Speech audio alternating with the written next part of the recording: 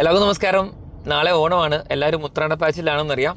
അതെ, ഒരു message pass ചെയ്യാനാണ് ഈ ഒരു വീഡിയോ കേട്ടോ.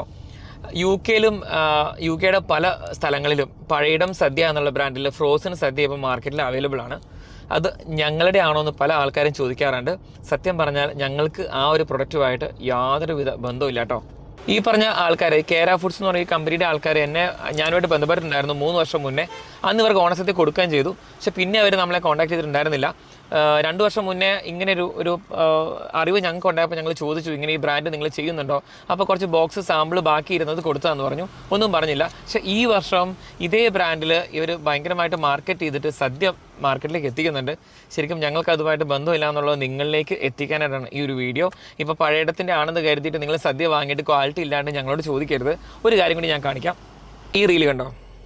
കേരളം എന്ന് പറഞ്ഞാലേ ആദ്യം ഓർമ്മ വരുന്നത് എന്താ? നല്ല സദ്യ ആയിരിക്കില്ലേ? എന്നാൽ സദ്യകളിൽ കേമൻ അത് നമ്മുടെ പഴയിടം സദ്യ തന്നെ.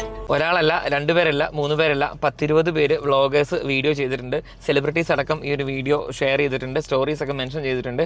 അപ്പം പലരും എന്നെ മെൻഷൻ ചെയ്യാറുണ്ട്. അപ്പം ഞങ്ങൾ അവരോടൊക്കെ പറയാറുണ്ട് ഞങ്ങൾക്ക് ഇതുമായിട്ട് ബന്ധമില്ല എന്നുള്ളത്. ഈ വീഡിയോ ചെയ്ത ആർട്ടിസ്റ്റുകളൊക്കെ നമുക്ക് ഏറ്റവും പ്രിയപ്പെട്ട ആൾക്കാരാണ്. ഒരുപക്ഷെ അവർ അറിഞ്ഞിട്ടുണ്ടാവില്ല, അവർ തെറ്റിദ്ധരിക്കപ്പെട്ടതാവാം ഈ ഒരു കണ്ടന്റിന്റെ കാര്യത്തിൽ. അപ്പോൾ ഈ വീഡിയോ കാണുന്ന നിങ്ങളിലേക്ക് ഒരു കാര്യം പറയുന്നത് വേറൊന്നുമല്ല. പഴയിടം സദ്യ എന്ന് പറയുമ്പോൾ ഇവർ ആരുടെയും പേരൊന്നും മെൻഷൻ ചെയ്തിട്ടില്ല. ആർക്കും വേണമെങ്കിലും യൂസ് ചെയ്യുന്ന ഒരു പേരായിട്ട് ഇതിനെ കരുതിയിട്ടാണ് ചിലപ്പോൾ ഇങ്ങനെ വെച്ചത്. അപ്പോൾ ഞങ്ങളുടേതാണെന്ന് കരുതി ഫ്രോസൺ ഫുഡ് സദ്യ വാങ്ങിയിട്ട് കംപ്ലൈൻറ്റുകൾ ഉണ്ടെങ്കിൽ അത് ഞങ്ങളിലേക്ക് എത്തിക്കരുത്. ഞങ്ങൾക്ക് അതുമായിട്ട് ബന്ധമില്ല. സത്യം പറഞ്ഞാൽ ഞങ്ങൾ ഇവരെ കോൺടാക്ട് ചെയ്ത സമയത്ത് ഇവർ സോഷ്യൽ മീഡിയ കണ്ടന്റുകൾ റിമൂവ് ചെയ്യുമെന്ന് പറഞ്ഞിരുന്നു. പക്ഷേ ഞങ്ങളൊന്ന് മൈൻഡ് ചെയ്യാണ്ടിരുന്നതാണ്. പക്ഷേ നാളെ ഓണമായി. അപ്പോൾ ആൾക്കാരൊക്കെ ഈ സാമ്പിൾ ആയിട്ടുള്ള ഈ ഒരു ഫ്രോസൺ സദ്യ വാങ്ങിയിട്ട് കഴിച്ചിട്ട് ഫീഡ്ബാക്ക് കിട്ടാത്തത് കൊണ്ട് ഇനി എന്നെ നാളെ വിളിക്കാൻ പാടില്ല. അതുകൊണ്ട് പറഞ്ഞാൽ ഈ ഒരു മെസ്സേജ് നിങ്ങളിലേക്ക് എത്തിക്കാനായിട്ടുള്ള ഒരു വീഡിയോ ആണ് ഇത് കേട്ടോ. എല്ലാവർക്കും ഹൃദയം നിറഞ്ഞ ഓണാശംസകൾ നേർന്നുകൊണ്ട് പുതിയ കാഴ്ചകളുമായിട്ട് നിങ്ങളിലേക്ക് എത്തുമെന്ന് ഉറപ്പ് തന്നുകൊണ്ട് നിർത്തട്ടെ. നന്ദി, നമസ്കാരം.